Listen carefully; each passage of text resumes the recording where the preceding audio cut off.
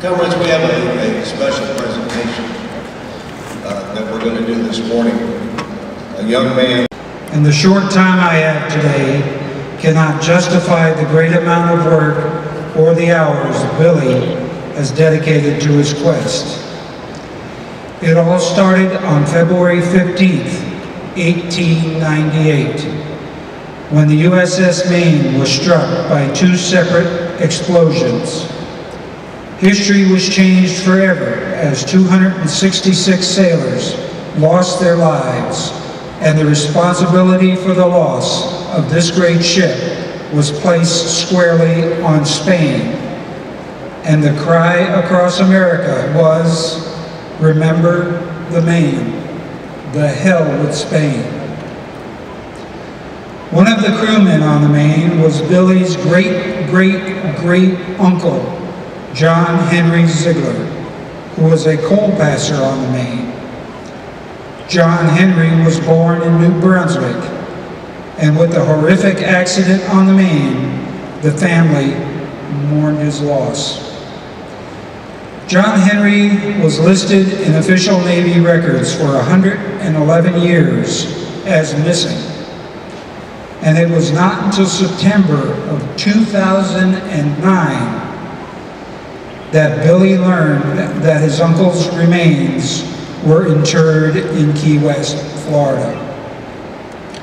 Billy lobbied the Navy to return his great-great-great-uncle's remains to the family plot in New Brunswick to complete the closure for this family. However, Billy was informed that this was not possible.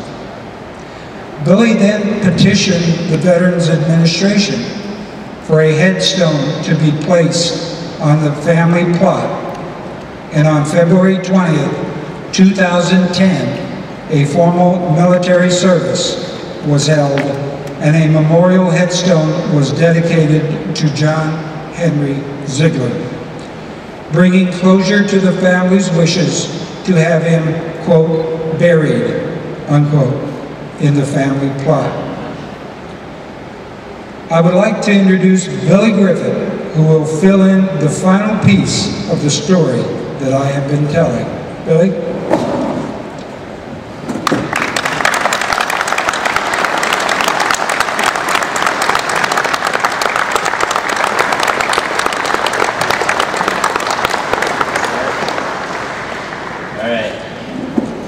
From the trenches of Yorktown to the deserts of Afghanistan, American military men and women have always felt a bond between each other that can only be formed under the hail of bullets. A type of camaraderie that most civilians who have never served their country cannot experience unless they themselves surrender their youth and innocence to the bombs and destiny of war. From what I have studied and can nevertheless presume, war changes people. The mere entrance into war changes the known status of those who fought. Enter civilian, return a veteran. Some of these veterans return home physically scarred, others mentally scarred. Men like this emerged as heroes in 1898. In America's first major overseas operation, the Spanish Empire had been vanquished and the fallen sailors of the USS Maine had been avenged. These warriors returned home to no medical care or pension, and were only comforted by the families and kind patriotic civilians that supported the war of expansion. This comfort from others, however, could never be enough to cease the crack of the Spanish Mausers and the cry of a wounded friend that still echoed throughout these men's dreams every night. Seeking comfort from those who had experienced the same, veterans banded together to form the Veterans of Foreign Wars in Columbus, Ohio in 1899. It was during that year that Emilio Aguinaldo led insurrectionist forces against American units still occupying the Philippines. Over 4,000 American lives would be lost in what would become a bloody and forgotten conflict. 1902 marked the return of those new veterans and the formation of the National Society of the Army of the Philippines. Having much in common and striving for a single identity, these two groups merged in 1914 and were later chartered as a non-profit organization by an act of the U.S. Congress on May 28, 1936. Still surviving over a century later, the VFW has continued to carry out its mission to honor the dead by helping the living.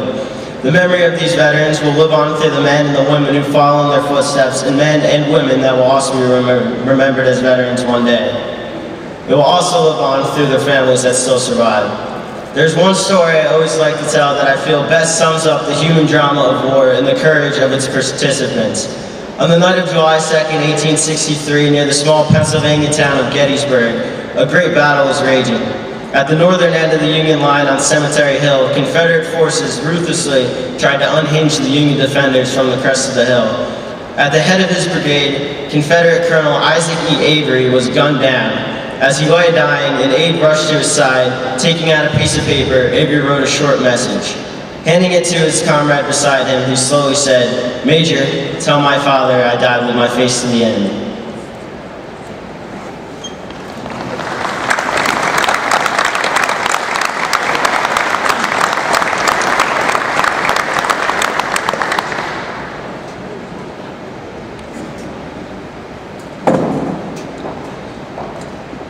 I was at that service in February.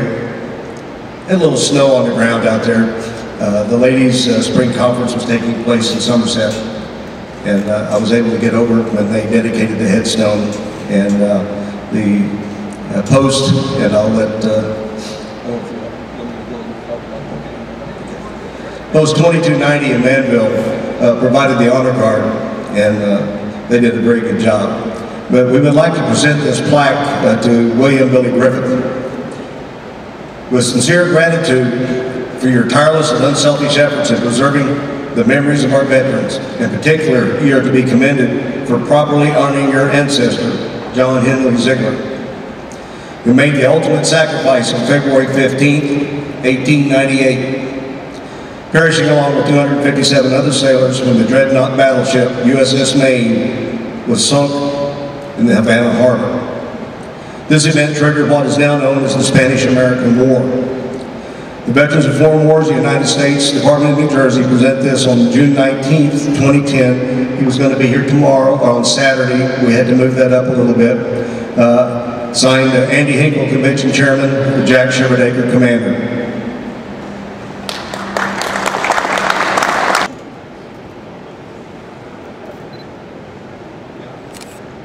Hold on now. Very good. Thank you.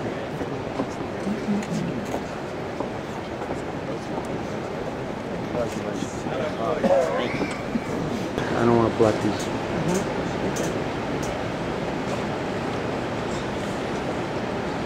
On behalf of the Griffith family, myself, and the Ziegler family, who's still out there somewhere, I'd like to present this photo collage of the John Henry Ziegler Memorial Service in thanks to the VFW Post 2290.